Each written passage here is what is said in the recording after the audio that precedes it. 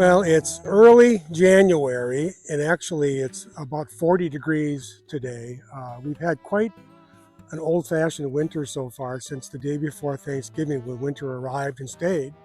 We've had snow almost the whole time since then, except for, of course, those couple days around Christmas up here. But it's been, if you like winter and don't mind it being colder and don't mind snow, it's been pretty nice. This month, we're going to talk about some of the hardscape outside projects that have been done at the clearing over the last, I don't know, 5, 6, 7 years. And we'll start with the Flagstone walk through Central Campus. This used to be a single tier or row of loose laid flagstone that had been here forever. But when we redid the kitchen starting in early November of 2019, the south part of campus, from the kitchen south toward the linen room, just got torn up to pieces by equipment. So we had to redo that walk for sure. And we decided when the time came that we would, instead of just having loose laid flagstone, we would have mortared flagstone, mortared in place so there weren't all those trip edges, because loose laid flagstone can heave a little bit and settle a little bit with the weather. So we decided to have mortared flagstone and make it wider so people could walk side by side. The old, at least the legend at the clearing, is that Jensen wanted a single row of flagstone so people would walk single file. And when people are walking by themselves, of course they walk single file, but when they're walking in a group with one or more people, they like to walk side by side. So you always had this area of grass on the side of the old flagstone that was worn down. So we decided to make it wider. So we did the section south of the kitchen first, and then we did the section right here looking north toward the schoolhouse path second the next year. Then we did the section from the schoolhouse path going east toward the parking lot. We did that the next year. And over the course of 4 or 5 years, we did also the entrance to the schoolhouse, the entrance to the workshop building, and several areas over at the Jensen Center. And I know some of the clearing old timers who came and saw what we had done the first time, they weren't sure about it. But after walking on it for a couple of days, they said they liked it. So it has been a good project in terms of people walking side by side, certainly, but also we eliminate all those trip edges that we used to have. So that was about a 5-year project that was good to get done.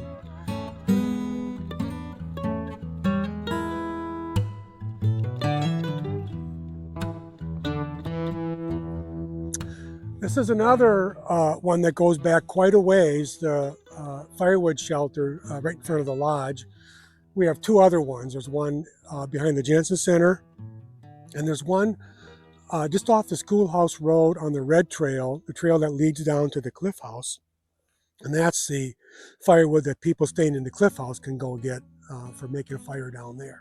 It's a bit of a walk, but it was better for both this one by the lodge and the one for the cliff house than it used to be. We used to have one firewood shelter up at the north end of Central Campus, near to where the schoolhouse path begins, and people had to haul firewood from that distance to the lodge, or even a lot further to the cliff house. So we had our, I think it was a fall work week crew, a couple of years in a row made these. And we had we used to have people come and stay at the clearing for a few days in spring and a few days in fall, before and after our season of classes started, to do projects for us, to do maintenance and some projects. We had a couple of guys on that crew that were pretty good carpenters. And one of the things they did was build our firewood shelters. And this goes back at least 20 years, maybe more like 22, 23 years. And they put together this nice firewood shelter that's very handy to the lodge. And the one at the Jensen Center is right behind the entrance, the employee entrance. And then again, the one on the schoolhouse road is the handiest we could find for people who wanted a fire in the cliff house. So this is thanks to our old spring and fall work week crews.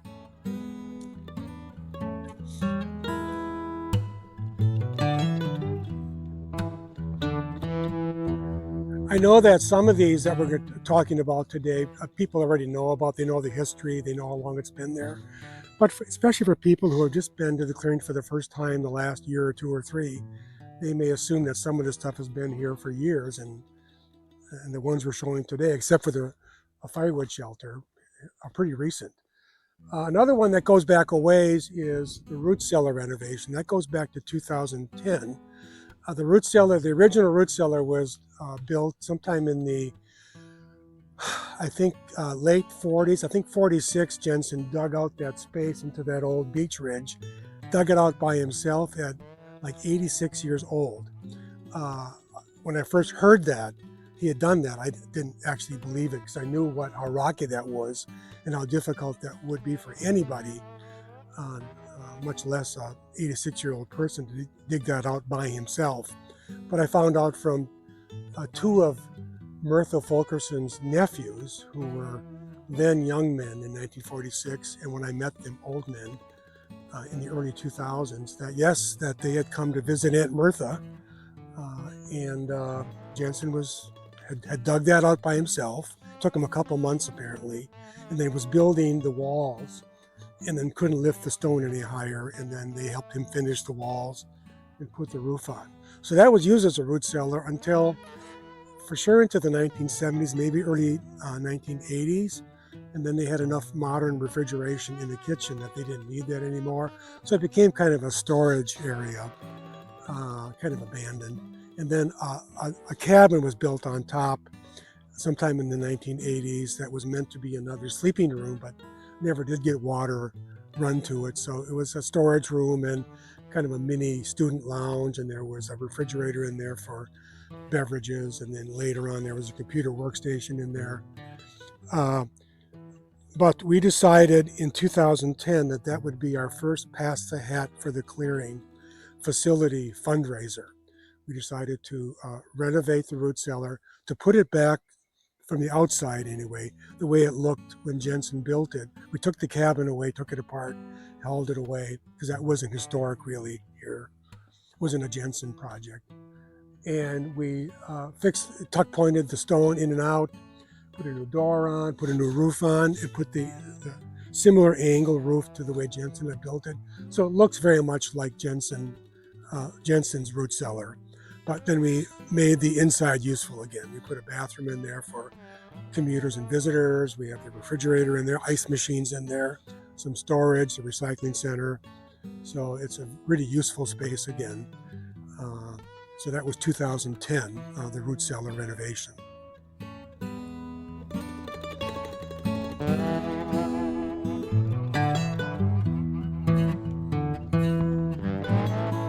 We're here in the lodge meadow looking west from the lodge. And this is one of the handrails that James Visti, who is from Door County originally, then he lived away for quite a few years, came back about 4 or 5 years ago, grew up near Sturgeon Bay on a farm, and now he has a forge, a studio in Sturgeon Bay.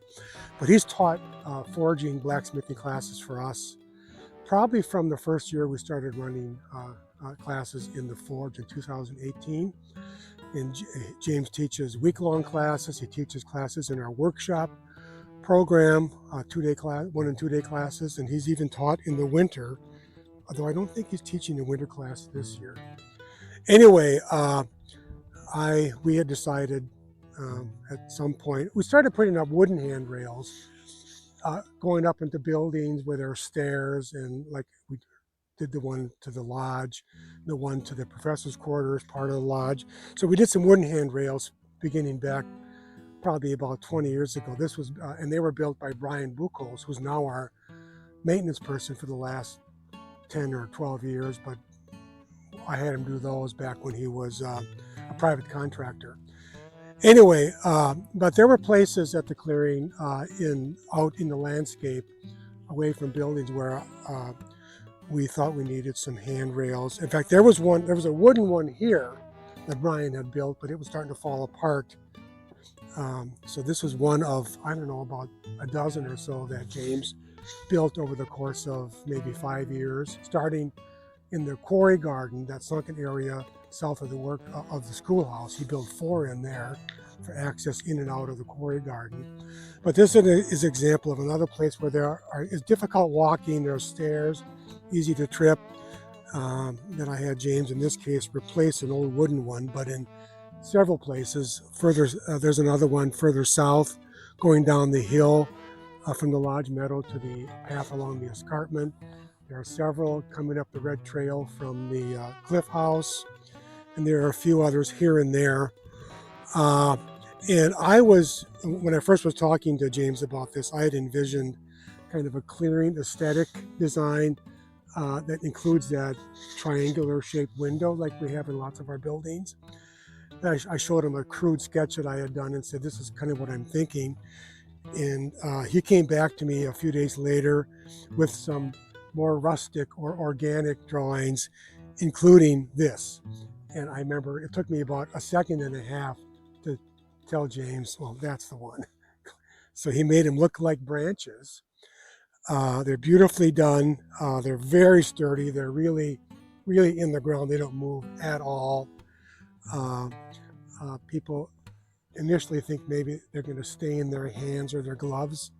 They don't. So they just fit beautifully in the clearing. And I know he got some commissions from some private people to do some of these on their property, as I recall. Anyway, there are probably a dozen or more of these around the greater campus area that are very attractive and very useful for our students and instructors and visitors to the campus.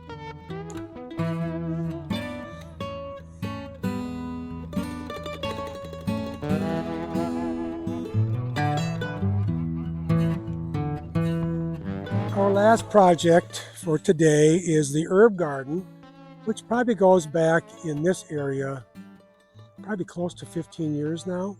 We initially had 2 or 3 beds, 4x4 beds behind the Jensen Center to grow some herbs, mostly basil, for the kitchen, but it was not handy for them regarding harvesting, and so we decided to move the garden over here. Where it's kind of hidden a little bit behind the wall, but still easy, very easy access for the kitchen. And this has grown over time. Now we have 6 4x4 beds and 2 4x8 and 1 4x10. That mostly herbs. We also, in the north one, the one furthest away, grow some cherry tomatoes. And it's very well tended by volunteers and by our 2 gardeners, Beth and Renee. And I think the kitchen staff does a little, in addition to harvesting, might do a little maintenance in here too. But it's very well kept, and I think our guests love it that not only do they think it looks nice, because it does, but it's still great that we are growing some things that we actually use in the kitchen that they get to eat. There's this old stone wall here actually is a double stone wall with a space in between with soil. So they grow cut flowers and some herbs in there. And then we had our Thursday volunteer crew, a couple of, again, really handy people with wood, build this double wooden wall all around the garden, or around much of the garden. Again, more growing space, looks good, kind of defines the garden better. And it's not that it's going to keep deer. I see deer tracks here right now. It's not going to keep deer out of here, but and they might find their way in from right here. But deer are a little nervous about jumping over something they can jump over into an enclosed space where they might hurt themselves. So I don't think a lot of them jump over these stone walls or wooden walls, although I see some tracks here that they walked in. But deer in general don't bother herbs too much. They taste too strong or smell too strong. So I don't think deer are a major problem in here. And raised beds are also nice, although a determined rabbit can get up 10 inches into a garden space. They tend not to, for the most part. So anyway, this has been a nice addition to the campus landscape, especially because we get to grow so much of what we use for herbs in the kitchen.